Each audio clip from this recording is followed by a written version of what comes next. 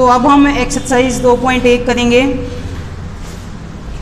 2.1 में first question है, निम्नलिखित व्यंजकों में से कौन कौन एक चर में बहुपद है और कौन कौन नहीं है, अपना रीज़न दीजिए इसके साथ। तो बहुपद क्या होता है ये हम पहले इंट्रोडक्शन में कर चुके हैं। a0x0 plus a1x1 plus a2x2 plus a3x3 plus dash dash plus an(xn), ये हमने किया था। तो ये हमारा एक चर में बहुपद है। इसमें जो ये शक्तियाँ होती हैं x की घात x0 x1 x2 x3 xn, तो ये हमारा एक पूर्ण संख्या होना चाहिए। पूर्ण संख्या होना चाहिए 0 1 2 3 अप टू n तक ये हो सकता है। तो ये हमारा एक पूर्ण संख्या होना चाहिए। अगर हमारे पास x की शक्ति माइनस में आ जाती है तो फिर ये बहुपद नहीं होगा।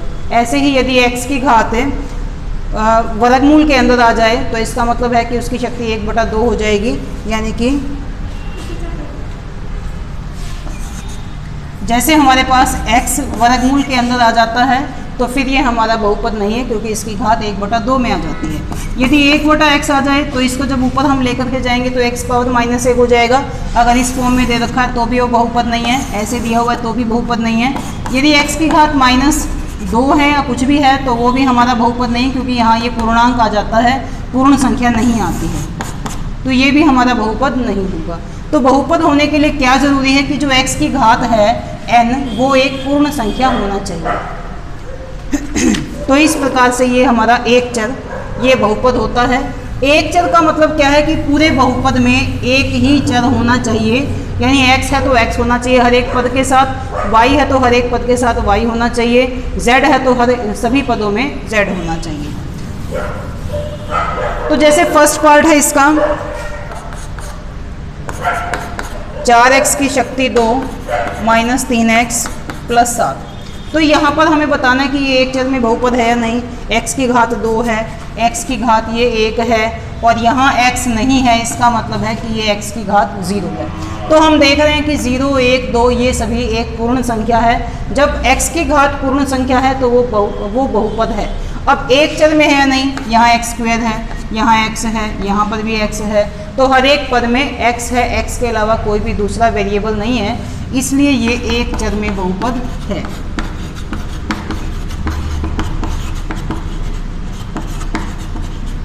ये एक चर में बहुपद है। सेकंड पार्ट है y की 2 प्लस वर्गमूल 2। अब इसमें y है तो एक ही वेरिएबल है, दूसरा वेरिएबल नहीं है, और इसकी मैक्सिमम पावर इसकी 2 है। तो 2 क्या है, पूर्ण संख्या है, धनात्मक पूर्णांक है, इसलिए यह एक चर में बहुपद है। 3 वर्गमूल t प्लस p वर्गमूल 2। अब यहाँ पर यदि देखें तो एक चर है t है, तो यहाँ पर भी t है, t के अलावा कोई भी दूसरा बहुपद, कोई भी दूसरा वेरिएबल नहीं है। लेकिन यहाँ पर t जो है वो स्क्वायर रूट के अंदर आ जाता है, वर्गमूल के अंदर आ जाता है। तो हमने डिस्कस किया था कि जो वेरिएबल है वो वर्गमूल के अंदर नहीं होना चाहिए। यदि ये है तो इसका मतलब इसकी पावर जो है, इसकी घात एक पूर्ण संख्या नहीं होती, एक परिमेय संख्या बन जाती है, इसलिए यह एक चर में बहुपद नहीं है। ऐसे ही इसका नेक्स्ट पार्ट है y प्लस 2/y। तो यहाँ पर देखो y बटे के नीचे आ गया, तो इसका मतलब है जब y को हम बटे से ऊपर लेकर के जाएंगे तो इसकी घात माइनस में आ जाएगी, जो कि एक प्राकृत संख्या, जो कि एक पूर्णांक में आ जाता है। धनात्मक पूर्णांक इसकी शक्ति नहीं है, इस वजह से ये भी एक चर में बहुपद नहीं है। पांचवा पार्ट है x पावर 10 y की 3 और t की शक्ति 50, ये दिया हुआ है। तो यहाँ पर हम देख रहे हैं कि जो शक्तियाँ हैं, जो घात हैं, वो धनात्मक हैं, पूर्ण संख्या हैं, लेकिन x y t एक चर की बजाय ये 3 चर में है। तो ये बहुपद तो है लेकिन एक चर में नहीं है, ये 3 चर में है। यह 3 चर में बहुपद है, तो ये एक चर में बहुपद नहीं है। तो ये हमारा फर्स्ट क्वेश्चन था, कंप्लीट हो गया है।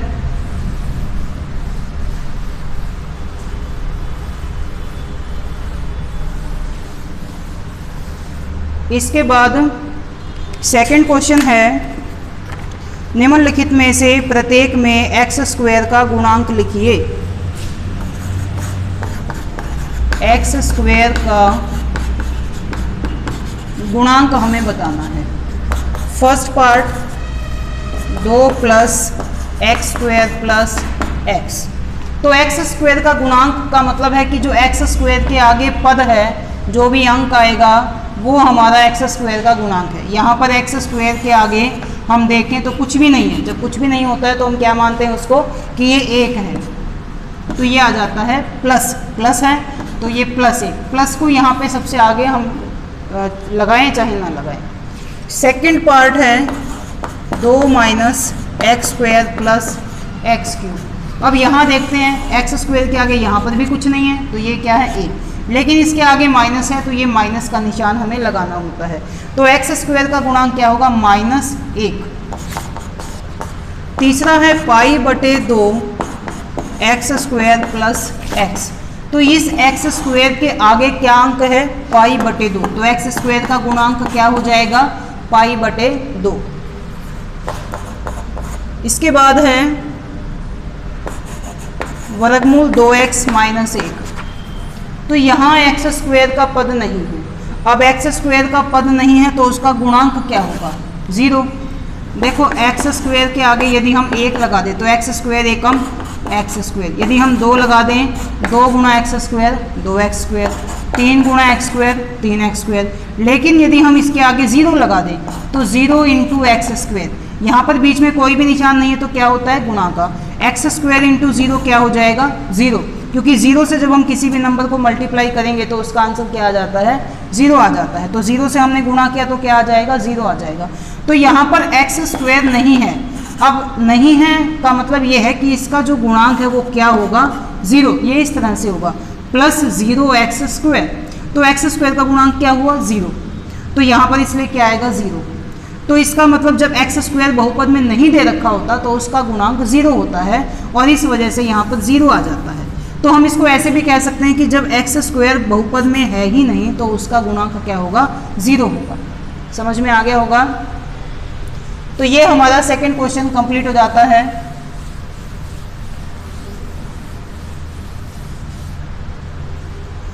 इसके बाद तीसरा क्वेश्चन है 35 घात के द्विपद का 100 घात के एक पदी का एक एक उदाहरण दीजिए। 35 घात के द्विपद। देखो द्विपद क्या होता है? जिसमें 2 पद होते हैं, हम ये पढ़ चुके हैं। तो हमें एक ऐसा बहुपद लेना है जिसमें कितने पद होने चाहिए? 2 पद होने चाहिए, लेकिन घात कितनी होनी चाहिए? 35 होनी चाहिए। तो 2 पद के साथ मैक्सिमम घात होनी चाहिए 35। हम यहाँ पे ले सकते हैं 5x की शक्ति 35 प्लस 3, ये हम ले सकते हैं। यहाँ पर हम ये भी ले सकते हैं 3x की घात 2 भी ले सकते हैं, 23 भी ले सकते हैं, या फिर हम 34 भी ले सकते हैं, लेकिन 35 से ज़्यादा नहीं होनी चाहिए। जो घात है दूसरे किसी भी पद में 35 से ज़्यादा नहीं होनी चाहिए। तो हमें 2 पद लेने हैं, एक ये हो गया और एक ये हो गया। तो 3x हमने ऐसे लिख दिया। हम ये भी लिख सकते हैं x की घात 35 प्लस 5x। हम ऐसे बहुत सारे एग्जाम्पल बना सकते हैं। हमसे एक पूछा गया है तो हमने ये एक एग्जाम्पल इसमें दे दिया, यानी 2 पद होने चाहिए और x की अधिकतम घात 35 होनी चाहिए।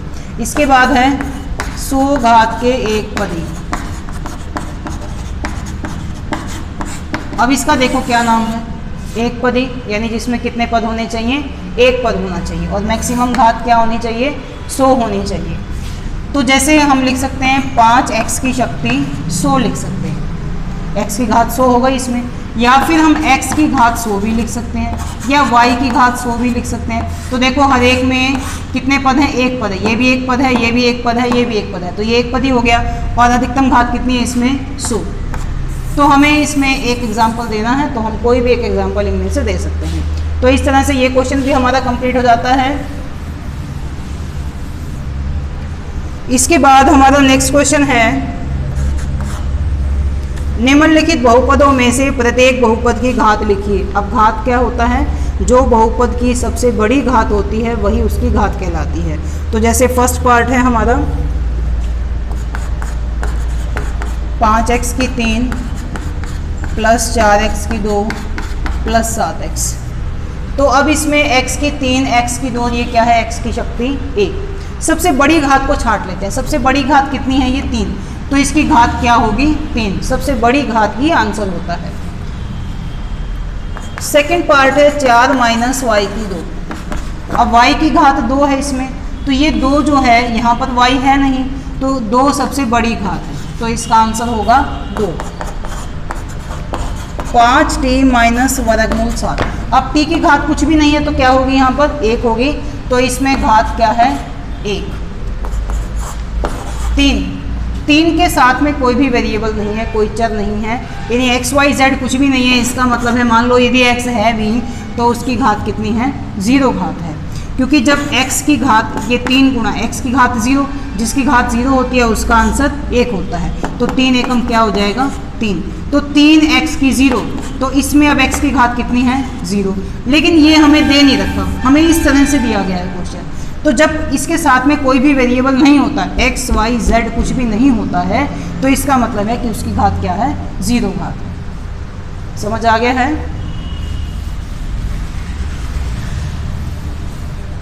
इसके बाद नेक्स्ट है हमारा, बताइए कि निम्नलिखित बहुपदों में से कौन कौन रैखिक हैं, कौन कौन द्विघातीय हैं, कौन कौन त्रिघाती हैं। अब रैखिक बहुपद क्या होता है, जिसकी केवल एक ही घात होती है, मैक्सिमम 1 होती है घात। द्विघातीय जिसमें मैक्सिमम घात 2 होती है। त्रिघातीय जिसमें अधिकतम घात कितनी होती है, 3 होती है। तो फर्स्ट पार्ट हमारा आ जाता है, जैसे इसमें x पावर 2x1। अब इसमें अधिकतम घात कितनी है 2, ये क्या है 1, तो 1 को नहीं कंसीडर करेंगे, x की घात 2 है अधिकतम, तो ये क्या हो जाएगा द्विघातीय बहुपद। x माइनस x की घात 3 है। अब अधिकतम घात इसमें कितनी है, ये 1 है, ये 3 है, अधिकतम कितनी हुई 3, तो ये कैसा बन जाएगा त्रिघातीय बहुपद। y प्लस y की 2 प्लस 4, ये y की घात 1 है और यहाँ y की घात 2 है, तो अधिकतम घात कितनी है इसमें 2, तो इसलिए क्या बन जाएगा द्विघातीय बहुपद। नेक्स्ट पार्ट है 1 प्लस एक्स। यहाँ पर कुछ भी नहीं है तो कितनी है, ये 1 है, तो 1 जिसकी घात होती है वो क्या कहलाता है, रैखिक बहुपद, लीनियर इक्वेशन। अब इस t की घात देखते हैं कितनी है, ये 1 है, 1 जिसकी घात होती है वो कैसा होता है, रैखिक बहुपद, लीनियर इक्वेशन r²। अब इसके अधिकतम घात कितनी है यहाँ 2, तो ये कैसा होगा द्विघातीय बहुपद। अब इसमें x की अधिकतम घात कितनी है 3, तो ये कैसा होगा त्रिघातीय बहुपद। तो इस प्रकार से हमने इस एक्सरसाइज में देखा कि बहुपद क्या होता है, उसके प्रकार के बारे में देखा कि रैखिक हो सकता है, द्विघातीय, त्रिघातीय इस प्रकार से हो सकते हैं, द्विपद हो सकता है, एक पदी हो सकता है, या हमारा 3 पदी हो सकता है। तो इस प्रकार से हमने इस एक्सरसाइज में बहुपद के बारे में पढ़ा और ये एक्सरसाइज हमारी यहाँ कंप्लीट हो जाती है।